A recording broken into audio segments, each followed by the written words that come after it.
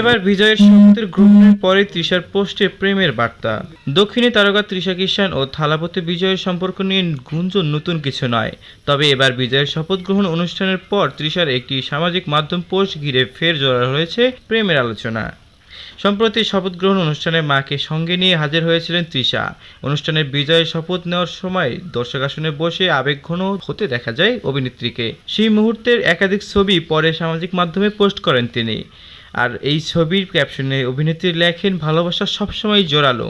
তৃষার এই বার্তা ঘিরে সোশ্যাল মিডিয়ায় শুরু হয়েছে নতুন জল্পনা।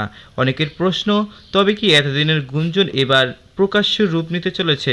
বিজয়ের রাজনৈতিক জীবনের নতুন অধ্যায়ের সঙ্গে কি ব্যক্তিগত জীবনেও আসতে চলেছে নতুন মোড়? এদিন তৃষার সাজও ছিল আলোচনায়। সোনালী নকশার ব্লাউজের সঙ্গে সিফম সবুজ শাড়ি, খোপায় সাদা গজরা, হালকা মেকআপ ও মানানসই গয়নায় ঐতিহ্যবাহী লুকে ধরা দেন তিনি।